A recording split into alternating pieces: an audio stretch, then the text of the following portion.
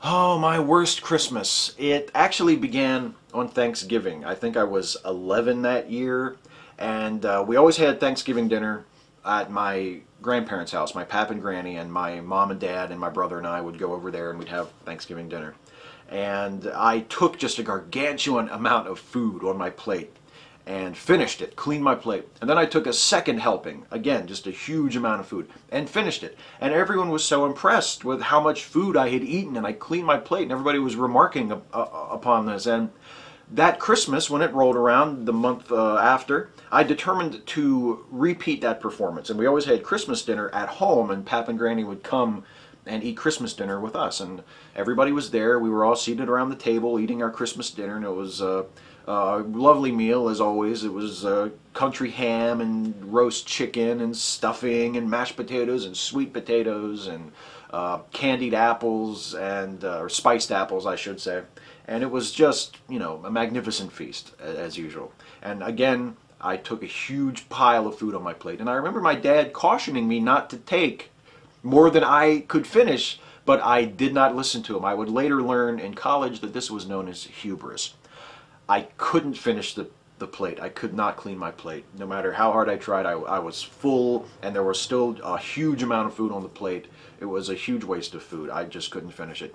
And my dad told me to finish my dinner. He told me to clean my plate. And I couldn't do it. And he said, well, then you're not getting up from the table until you clean your plate. And that was just not going to happen. He told me to sit there until I cleaned my plate. And I protested. I asked him to please let me up from the table, that I couldn't finish, that I was done. I had eaten all I could eat. And he persisted. He insisted that I finish my plate, that I eat the food I had taken. And I started to cry. I started to protest rather pathetically as for an 11-year-old kid. And Pap was there. Pap, as you may have heard from some other videos I've made, was my dad's dad. And Pap took my side and said, "Look, it's Christmas. Let him up from the plate. Let him up from the table. He's done. He can't finish it. What's the point of having him sit there and cry? And it's Christmas." And this brought up all these issues from years and years and years between my dad and Pap. Father-son issues. Why does he treat me different than he treated Dad when he was my age? And just erupts into a big shouting match at the Christmas table. Everybody's upset. I think Granny is crying at one point, and I'm just sitting there, the cause of it all, just slumped in my chair in front of my plate. And there was a point when, after the shouting had stopped, when Pap said to me, "Do you want to come home with me?"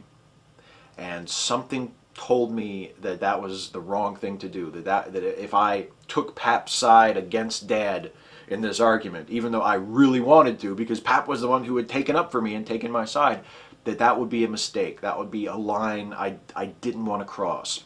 And I didn't. I told Pap no thanks, and I stayed home, and I sat in my chair in front of my still full plate of food in the kitchen by myself while my parents went into the living room and watched TV, and my brother was doing whatever he was doing. I think he was 5 or 6 at the time. And I sat there for a while. I don't remember exactly how long, but for a while I sat there just miserable and feeling ashamed and feeling upset, feeling as though I had ruined Christmas, until finally my dad came in and explained to me that when he was growing up, he was told to always clean your plate, that it was wrong to waste food, that you shouldn't take more than what you can eat, that it's wasteful and it's impolite, and there are some people that don't have any food, and it's just, you know, it's just wrong to take more than you can eat. And he finally relented and let me get up from the table. And at the time I wasn't, I mean, I bore somewhat of a grudge against him. I was upset that he had forced me to do that. Even though, I mean, I felt bad for my own actions, but at the same time, I was in the "it's Christmas" frame of mind. How could you do this on Christmas? Why don't you just let it go? And we didn't, after that, we didn't talk about it. We never ever spoke about it for years. We didn't speak about it again. No one ever even brought it up until the night that Pap died. And then my dad and I sat at the same table in the same places where we had been sitting for that Thanksgiving dinner, and for that Christmas dinner, and we we talked about it. And we laughed.